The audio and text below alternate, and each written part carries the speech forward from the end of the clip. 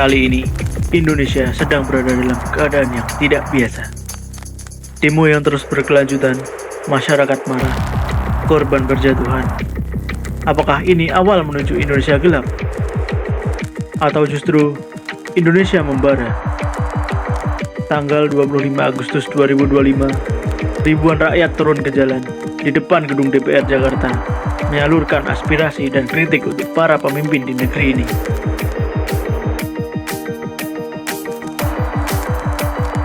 Semua berawal dari kebijakan yang bikin rakyat geleng-geleng kepala. Bayangin aja, anggota DPR dapat tunjangan rumah sebesar 50 juta per bulan. Dan jika dihitung per hari, DPR bisa mendapatkan pendapatan sebesar 3 juta per hari atau setara hampir 120 juta sebulan. Sebuah angka yang berpuluh-puluh kali lipat dari upah minimum di Indonesia. Gak cuma itu, kata Bapak Mahfud MD, bahkan gaji DPR bisa mencapai miliaran per bulan. Gak heran sih, kalau Uya-Kuya rela beralih profesi dari artis jadi politikus. Cuan bos. Momen makin panas ketika video anggota DPR berjoget saat sidang tahunan MPR pada 15 Agustus viral. Mereka dianggap tak peka di tengah krisis ekonomi. Sementara Ahmad Syahroni menyebut protes ekstrim masyarakat untuk membubarkan DPR sebagai orang tolol sedunia. Catat nih, orang yang cuma mental bilang bubarin DPR itu adalah orang tolol sedunia. Kenapa? Kita ini emang orang pintar semua? Enggak, bodoh semua kita. Ditambah lagi, respon dari beberapa anggota DPR yang seakan mengejek masyarakat.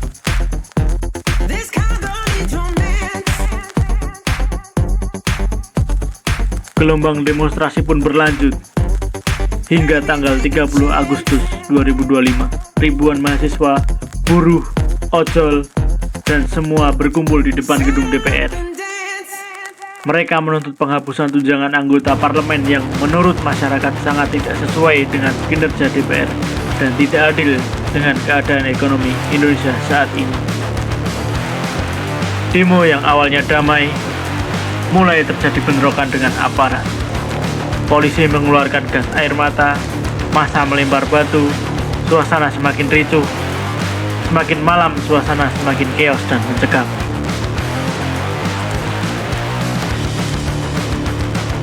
Hingga akhirnya, korban pun mulai berjatuhan.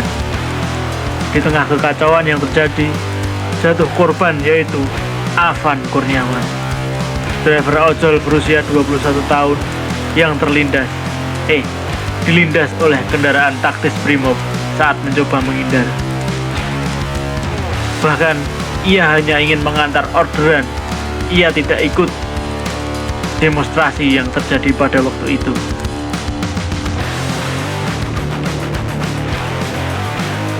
Kabar ini menyebar cepat dari medsos sampai televisi.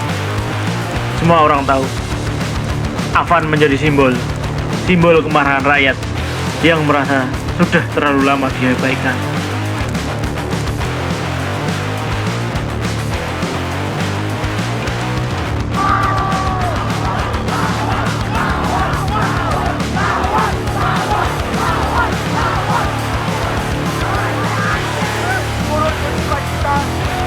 Kepada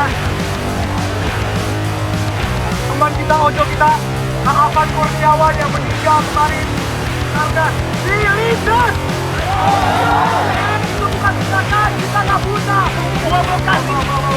Tolong kalian sebagai mahasiswa ya, mahasiswa, soalnya otak kalian lebih kritis, otak kalian lebih pandai.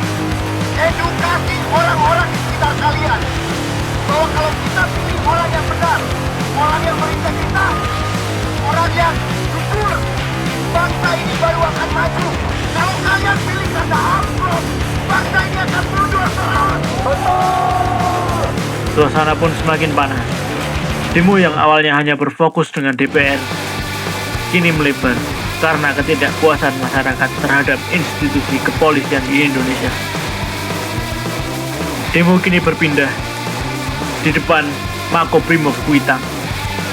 Para demonstran meminta keadilan atas apa yang dilakukan anggota Brimob yang telah menghilangkan nyawa Afan Kurniawan. Bentrok pun tak terhindarkan antara para demonstran dan aparat kepolisian hingga dini hari.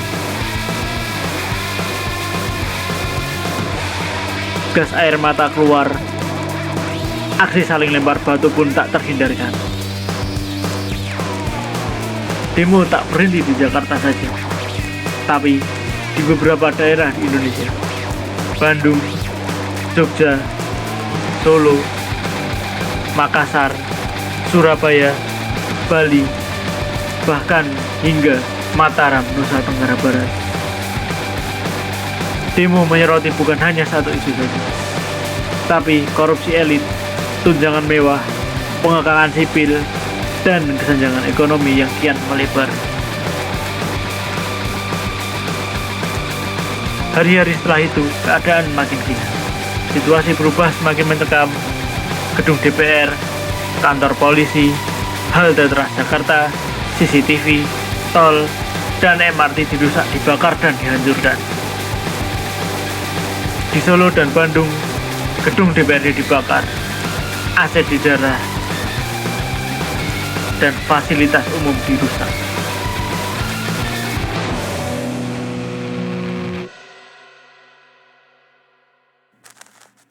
Di Jakarta Utara, rumah Wakil Ketua DPR Ahmad Sahroni diserbu dan dihancurkan massa.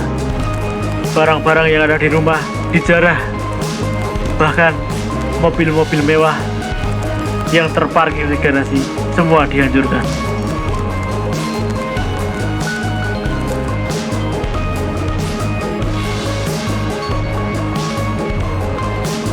Pemerintah akhirnya turun tangan. Beberapa pejabat hingga Presiden Prabowo melayat ke keluarga Afan. Polisi janji akan usut tuntas kasus yang menimpa Afan Kurniawan. Apabila itu memang sudah terjadi, itu tidak bisa kita hindari. Kami bertanggung jawab. Tapi rakyat sudah terlanjur kecewa. DPR disebut kehilangan legitimasi yang mengakibatkan kepercayaan publik pun anjlok.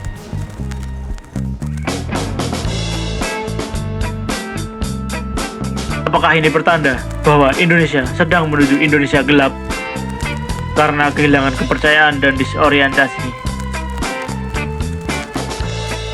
Atau justru menuju Indonesia menyala ketika rakyat bangkit melawan ketidakadilan? Protes ini bukan soal kerusuhan, tapi cermin harapan rakyat terhadap perubahan nyata. Kepada seluruh rakyat, kepada seluruh demonstran, tetap utamakan keselamatan dan kemanusiaan. Jaga fasilitas publik, karena ini milik kita semua. Jangan sampai ada penyerahan, karena kalau begitu kita sama saja dengan mereka. Perjuangan ini bukan soal amarah, tapi tentang membentuk Indonesia yang lebih adil dan bermartabat. Waktunya kita tentukan bersama, supaya semakin banyak orang sadar, ini bukan lagi sekedar simbol, tapi ini suara hati rakyat.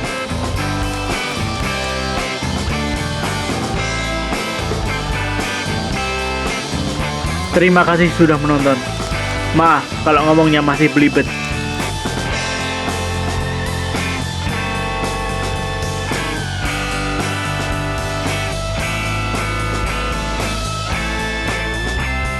Jangan lupa like, share, dan subscribe untuk bantu support kami terus ya.